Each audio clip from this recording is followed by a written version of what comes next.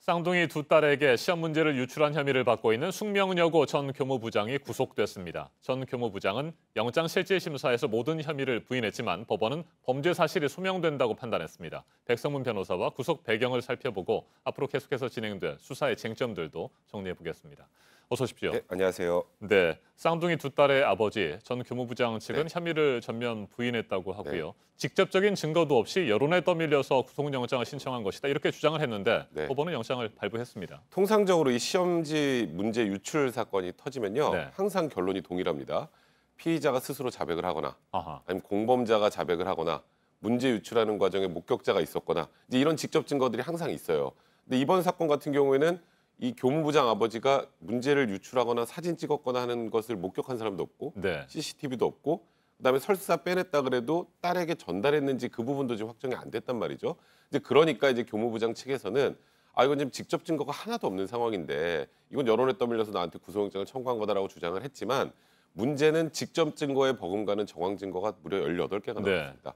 그 18개의 면면을 보면 좀 우스갯소리를 제가 덧붙여서 말씀드리면 신이 아니면 할 수 없는 알 수 없는 내용들이 너무 많았어요. 그렇기 때문에 이 경우에는 합리적인 추론을 했을 때 이 교무부장이 일단 문제를 유출을 하고 그걸 두 딸에게 전달했다고 보는 게 일단 이 구속영장을 발부한 재판부가 보기에는 더 합리적이다 이렇게 판단한 것 같습니다. 네, 중간고사와 기말고사 직전에 네. 이 쌍둥이 두 딸의 아버지 교무부장이 네. 수상한 야근을 했다. 네. 이 부분도 중요한 정황 증거가 될 것 같습니다. 그러니까 이제 그 부분이 굉장히 중요한 정황 네. 증거인데요. 문제는 이 교무부장의 진술이 계속 바뀌었었다라는 거예요.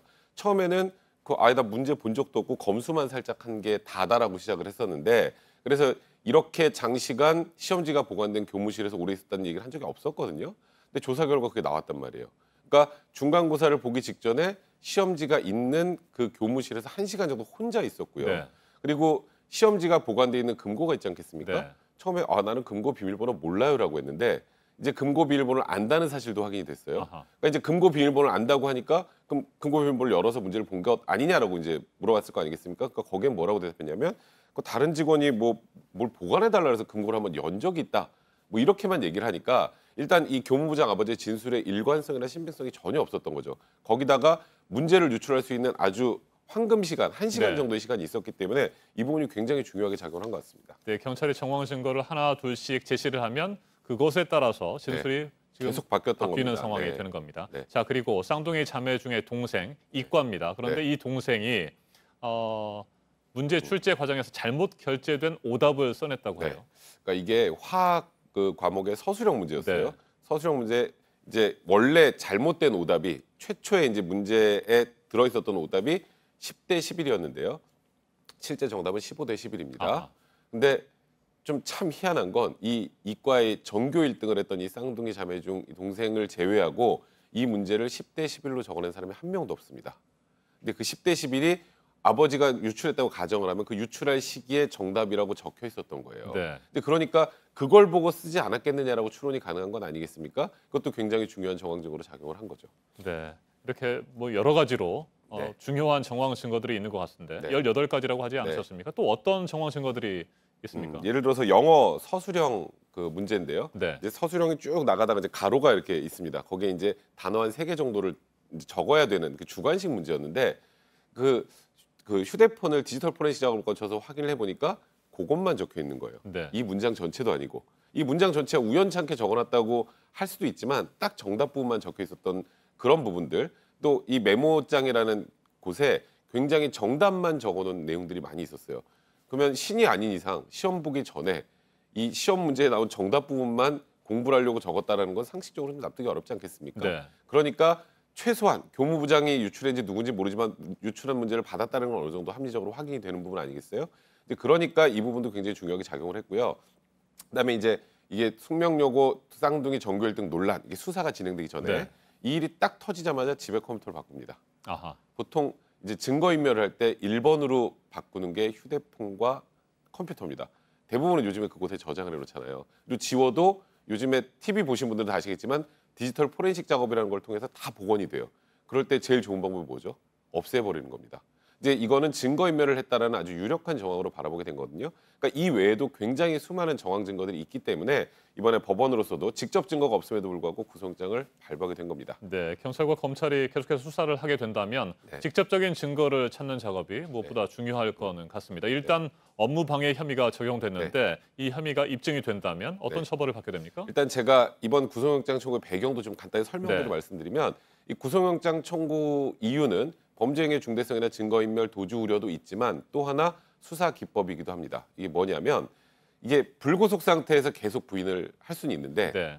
이제 누군가 구속이 되면 흔들려요. 심리적인 압박을 심리적인 받게 압박이 된단 말이죠. 엄청나게 크고요. 그리고 무엇보다도 이 두 딸의 심리가 굉장히 압박을 받을 가능성이 많습니다. 그러면 사실 지금 상황에서는 셋 중에 한 명만 자백하면 직접 증거가 완벽하게 갖춰지는 셈이 됩니다. 그래서 사실 구속영장 청구의 배경에는 이런 수사 기법의 의미도 좀 있다는 말씀을 드려야 될 것 같고요. 통상적으로 이게 업무방해죄, 위계에 의한 업무방해에 해당하는데 업무방해죄 같은 경우는 5년 이하의 징역형입니다. 그러니까 업무방해죄는 그 자체로는 그렇게 형이 중하진 않은데 문제는 이번 사안을 바라보시면 이 숙명여고뿐 아니라 온 국민들, 특히 이 수험생을 둔 학부모들 입장에서 보면 시험의 공정성이 깨져버린 겁니다.